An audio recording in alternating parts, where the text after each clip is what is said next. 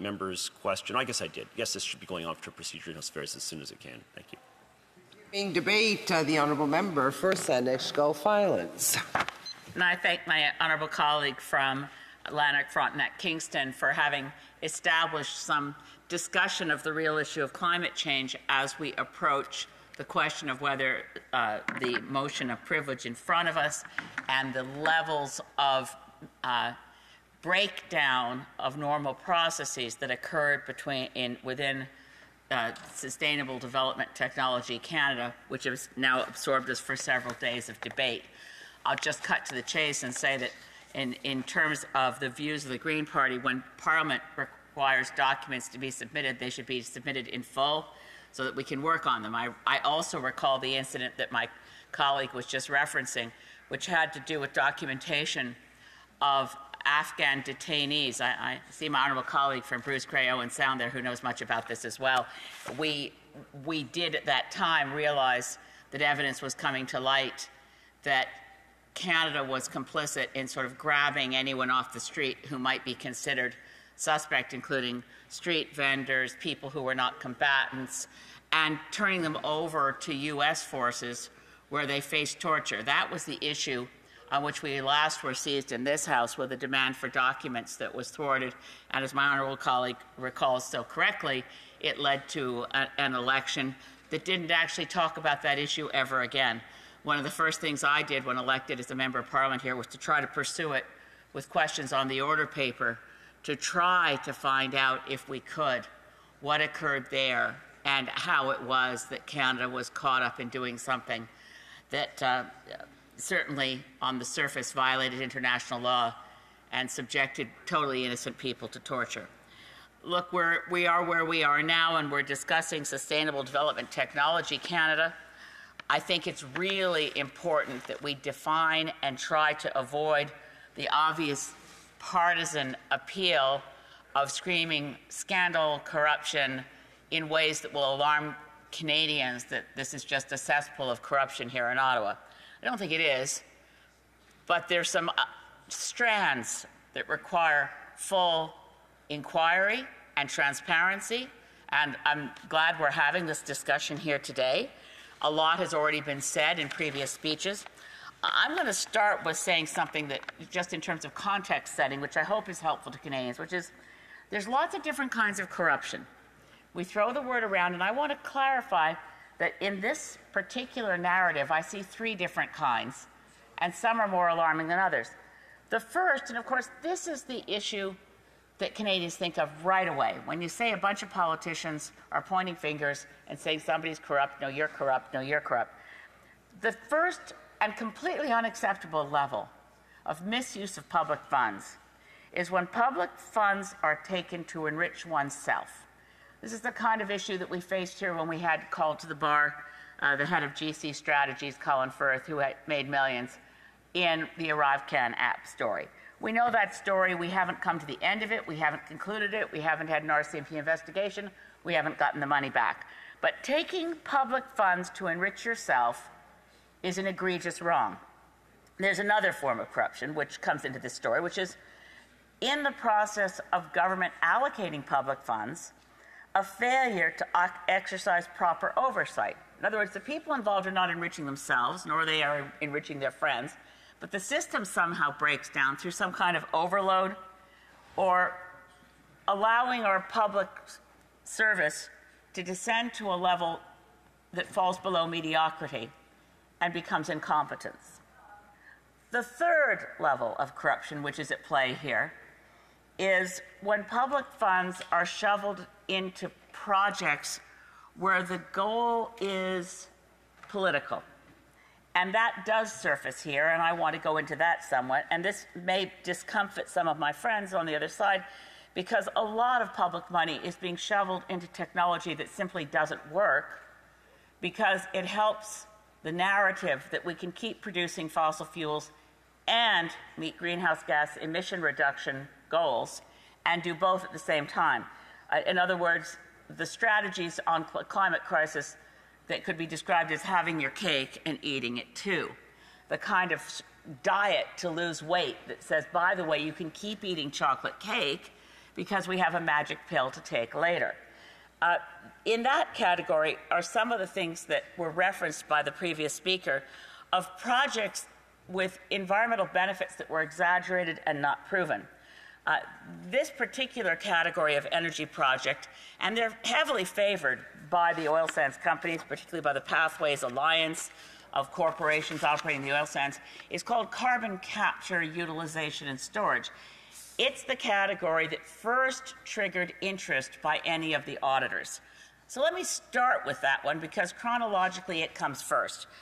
The first time an Auditor General report said, we better ask Sustainable Development Technology Canada to improve its performance was in 2017, and that's when it's a branch of the Department of the Auditor General. It's the Commissioner for Environment and Sustainable Development, which is, for those who didn't notice, I wish it had been created as a separate office, like the Parliamentary Budget Office, but back in, gosh, I remember appearing before the Environment Committee when the chair was the late Honourable Charles Katcha, who at one point been Environment Minister under former Prime Minister Pierre Trudeau. Anyway, Charles Katcha's committee looked at how do we set up a Commissioner for Environment. It's one of the Red Book promises of the Liberals back in '93. And they decided, well, we could put it in the Office of the Auditor General. So that's why we have the Commissioner for Environment and Sustainable Development as a branch of the Auditor General's office. Now, the report of that commissioner in fall 2017 looked in detail at a number of energy projects. It looked at those that dealt with trying to reduce greenhouse gases through new clean energy technology projects. It found there's several sources of funds that went to them that were reviewed by the report of the Commissioner on Environment and Sustainable Development. The Clean Energy Fund, run by Natural Resources Canada, the Eco Energy Technology Initiative, also Natural Resources Canada, and the Sustainable Development Tech Fund, administered by Sustainable Development Technology Canada. Let's just put a note there for a milestone date. Fall of 2017. May I interrupt the honourable member?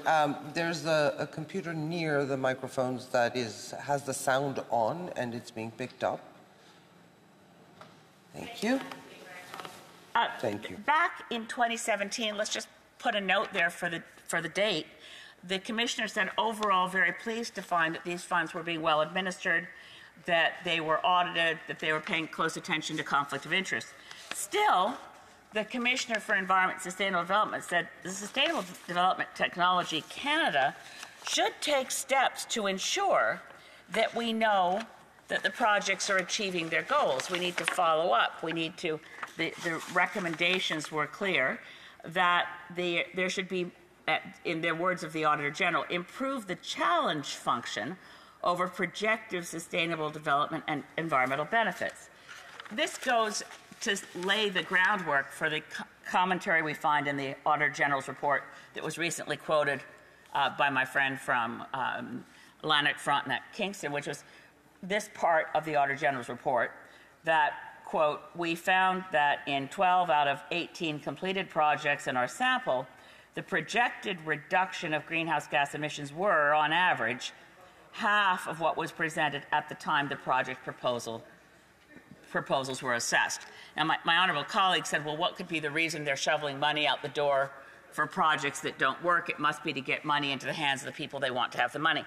I would posit a much more likely explanation, which is the government has put forward a plan to achieve greenhouse gas reductions, which depends on achieving magical results from unproven technologies. So we've seen a big increase in the amount of money that goes to carbon capture, utilization, and storage, despite the fact that all around the world it's been shown not to work, and the projects within Canada haven't achieved the demonstrated promised results. That's clear here. The one thing we know, by the way, carbon capture, utilization, and storage, for anyone who doesn't know, is to say basically, as we produce more fossil fuels, we can find a way, or as we burn coal to create electricity, we'll find a way to get the carbon that would otherwise be going into the atmosphere, and we'll capture it and drive it deep underground and therefore we will avoid the impact of anthropogenic greenhouse gases by sweeping them under the carpet and hoping they stay there. They tend not to stay there. It's a very expensive way to reduce greenhouse gases, even if it works. It tends not to work. The one thing we can absolutely prove about carbon capture, utilization, and storage is, what does it capture? It captures public money. It captures politicians. It doesn't much capture carbon. It doesn't work. But what we find when we look at the Auditor General's reports, and particularly the Commissioner on Environment and Sustainable Development, even though the results weren't showing that this worked, by the budget of 2017, hundreds of millions of dollars more were dedicated to this, because when you're writing a report that says, here's our plan to reduce greenhouse gases, and this much of our target is going to be achieved by something that we just love. Pathways Alliance just loves it. It's all wonderful. And it's not even in the footnotes. It's not proven, and it doesn't work. So part of the incentive I put to you, my friends here, for shoveling money out the door for projects that didn't work was that there's an ideological article of faith in the Department of Natural Resources Canada and in the industry that this have our cake and eat it too strategy is going to work and help us meet our targets. Now, that's not your classic corruption, and I think my conservative friends should look at it, because I know, to the extent that we have any idea what the Conservative Party would want to do about climate change, they've said it would be technology. I suspect they won't have a problem with shoveling more money to the oil sands companies in what is essentially a disguised subsidy. Évidemment, c'est une autre façon de subvention vers l'industrie fossile. Towards the fossil fuel industry, there are public funds for technology that aren't working. It's a total failure. It always is. Fail. Now, let's look at the other aspects of the SDTC issue and what we learned from it. And one of them clearly is, this was a fund created under the Chrétien government that was working very well for a very long time. It was supposed to be looking at technologies that were unproven and emerging.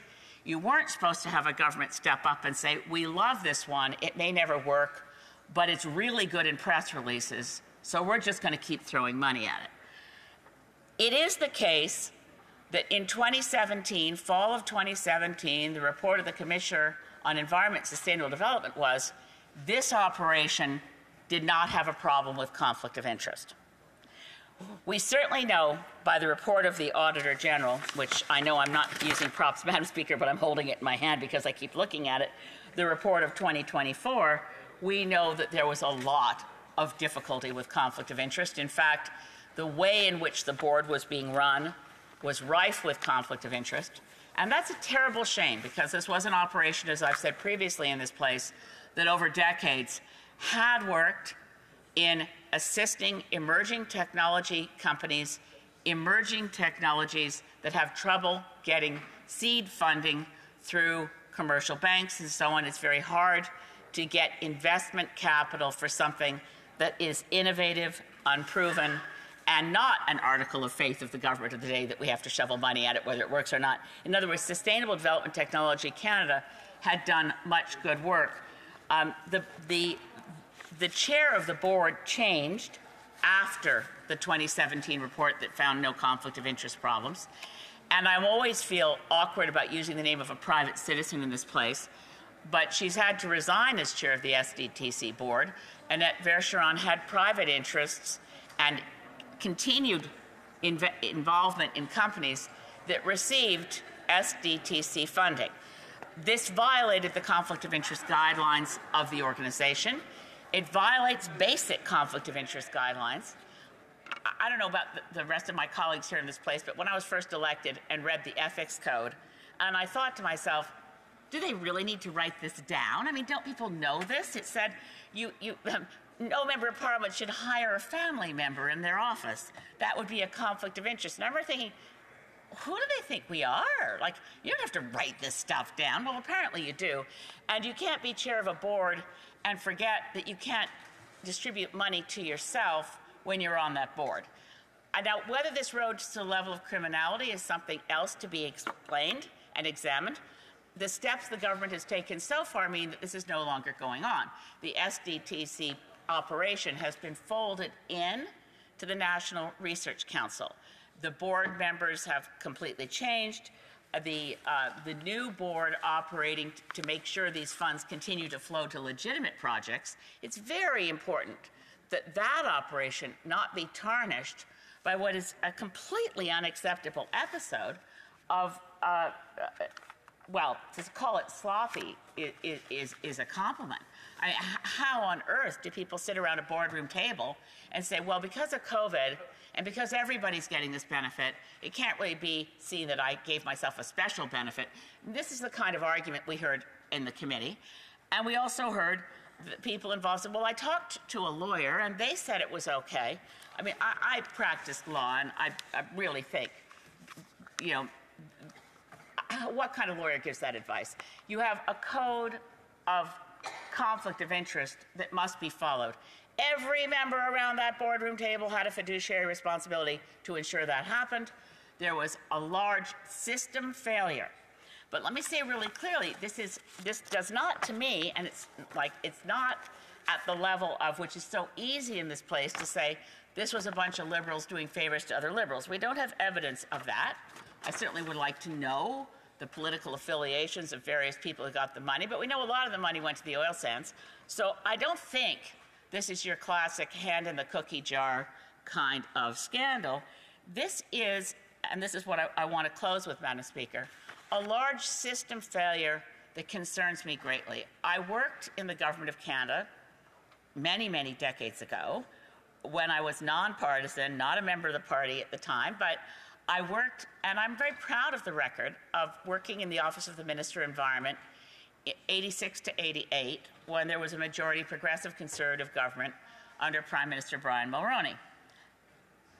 The Government of Canada in those days was kind of gold standard.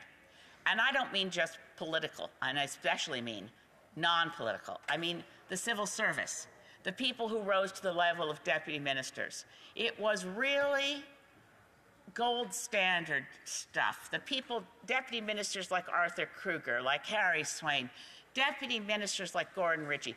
These are people of great intellect, completely nonpartisan. They provided to the government of the day advice that was evidence-based and solid. Those kinds of civil servants, and unfortunately some of them have passed away, so I guess they are rolling in their graves, but others are wondering, what the heck happened? Where did this mediocrity creep in? Whatever government is the government of the day, and I think, in fairness, some of my colleagues who are currently on the front benches of the Liberal Party, the civil service at the level of competence had already been significantly eroded, and then we were hit with COVID. Fixing this is going to be a bigger problem than pointing fingers across the aisle. Fixing this will require that we no longer have captive regulators that do what the industry they review as their client wants. I see far too much of it throughout the Government of Canada. I see the Environment Canada and climate change, I'm sure, picked the target of net zero by 2050, not because science dictated it. Science says that's fraud. But it was the kind of target that the oil sands industry wasn't going to mind, because anything in 2050, they can pretend they're going to meet it through magic later on. We need to be honest, transparent, face facts. And in this kind of debate, I commend all of my colleagues for digging into the facts to make sure that conflict of interest guidelines are never blurred again, and to make sure that when public funds go to reducing greenhouse gases, we get value for money by actually reducing greenhouse gases. Thank you, Madam Speaker. Questions and comments? The Honourable Member for Nepean. Thank you, Madam Speaker. I thank the Honourable Member for her speech. I almost agree with everything she has said. She did classify the corruption to 3 categories, which was very well put. And I also share her thoughts on the carbon capture and the storage thing that is going on. But coming to 2 particular things, one is the systemic failure she mentioned. That is a matter of real concern. But my question to her is that RCMP has written to the law clerk of the House of Commons stating that the records they obtained through this process cannot be used in the investigation. So I would like to know whether is there anything that prevents RCMP from getting the same records, same documents through a proper legal process? Member for Saanich Gulf Islands. My honourable colleague for Nepean, thank you for your commentary, particularly on carbon capture and storage, another fake solution to climate change. But here's my concern with this argument. Parliament has the right to ask for documents. The Speaker has said we have the right to ask for those documents. We don't know that there is any criminality involved here. So if it turns out that the documents we get can't be used in a criminal investigation, so be it. The RCMP's decided we've looked, there's nothing here, we move on. Nothing is violated in anybody's rights.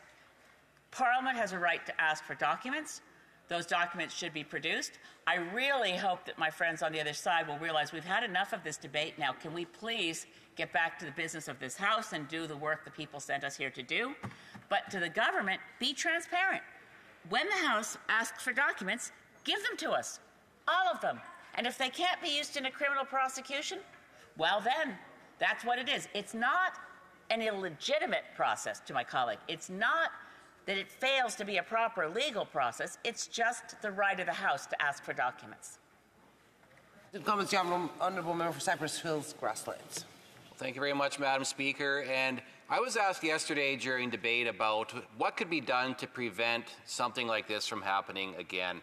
And one thing that I do think is missing is the will for the government to actually demand that the taxpayer be made whole. There seems to be a lack of a penalty for people that are caught furthering their own personal interests when they are put into these positions of trust at these board levels. I'm just wondering if my colleague here would share that same view that there needs to be tougher penalties for people who are seen to be furthering their own interests, and that the government should in fact be demanding that the taxpayer be made whole. The Honourable Member for Saanich Gulf Islands. I really appreciate the comment from my friend from Cypress Hills Grassland. We have a number of cases that have come before us recently, and egregiously, I do think more egregious, is the GC strategies and money given to an individual for work that we could say really wasn't done. And do we need to have a new law that says when money is obtained? I really want us to sue, by the way. I would love to sue IBM for the Phoenix pay system. But there's a big amount of money for something that completely failed and cost Canadians and individual civil servants who didn't get paid properly. There's no accountability. Okay, so how do we get accountability when we're dealing with third-party contractors, whether it's McKinsey or Deloitte or GC Strategies or IBM? I used to practice law, so my first impulse is always sue the bastards. Thank you. Questions and comments. The Honourable Member for Saint Jean. Thank you, Madam Speaker. I'd like to thank my colleague for Saanich Gulf Islands for her speech. My question was in the same vein. Third-party contractors, whether it's foundations or subcontractors, do we not think that the government is overusing this type of system at the expense of public servants who have expertise? Particularly, they're easier to be accountable to when there's an issue, for example, with the use of funds.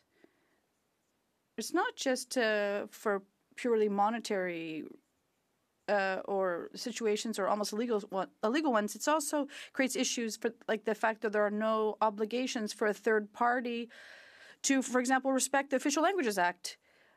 There's too much distance between the government and those who provide the services at the end of the day. And finally, it's the government is no longer accountable for anything. The Honourable Member for Saanich Gulf Islands. I'd like to thank my dear colleague from the Bloc. The question of accountability is at the very heart of this debate. It's a question of the role of our public service. Unlike other levels of government, people who produce contracts for big global players like McKinsey, I think it's essential to establish a system that is stronger for public servants. Our current system is weaker than in the past. We have to make an effort to enhance the situation and support our public servants and not big profits for global companies like McKinsey, for example. For Windsor West. Here we are about documents again, and I know my Conservative friends want to forget about the Afghan detainee documents that drove this House to a similar situation. But to the member, talking about accountability in public service is really important, but one of the things, the tools that we need is updating our Crown copyright laws. And Crown copyright in Canada was brought in, I think it was 1901 or 1911, and hasn't changed very much since that time. And that's the release of documents for studies, information to the business sector, the not-for-profit sector, to general Canadians that would also provide a solution to some of the problems that we face here in the House. So I'd like to know from my honourable member, the Liberals had some interest in this with the former member for LaSalle and Mard, who they then removed as a justice minister and has now left this place, had an interest in updating Crown copyright, because not even the United States, UK, Australia, nobody left on this planet basically has Crown copyright in a democracy like Canada. When are we going to get that updated so we actually have more public documents that the taxpayers paid for accessible to businesses, not-for-profit organizations, and this Parliament? Honourable member for Saanich Gulf Islands. Thank you, my honourable colleague for Windsor West. And believe it or not, I wasn't here in 1911, but, but he is right. He's absolutely right. And Crown copyright law needs to be updated. I also recall that, and I can say his name out loud because unfortunately he's not here anymore, but David Lametti was keen on this. We do need to pursue it. I remember a lot of my friends in the law community, we used to talk about Canada's Freedom of Information law as being freedom from information, a system of no disclosure tempered by leaks. It's time to improve the Crown copyright laws, modernize them, and make sure that we do get to the place of documents and information being public by default. And comments, questions et commentaires. The honourable member for Langley-Aldergrove. The member for Saanich Gulf Islands said she was hoping that we'd be able to get on with the regular course of business here in the House of Commons, but isn't that up to the Liberal side of the House to comply with an order from the Speaker? It was pretty clear. The chair, and I'm reading from his decision, the chair cannot come to any other conclusion but to find that a prima facie question of privilege has been established. Isn't it up to the Liberals to comply with that order so that we can get on with the ordinary course of business? Honourable member for Saanich Gulf Islands. Thank you, my friend from Langley-Aldergrove. That's one route. Another route would be a discussion among House leaders, a way to move forward, get the documents to make an undertaking. They'll be at the committee in time. The member for Langley-Aldergrove isn't wrong. I just think this House and I think the public in Canada would be heartened to see us work together more so that we can get on with some bills that need to be passed. But I don't disagree. That's absolutely one way this would end. So could a decision between the official opposition, the government, other parties in this place to say, let's find a way to move forward. A case of privilege was made. We've had the debate. We need to continue to dig into this matter. For that, we need the documents. And comments, questions et commentaires. Statements by members. Déclaration des députés. The honourable member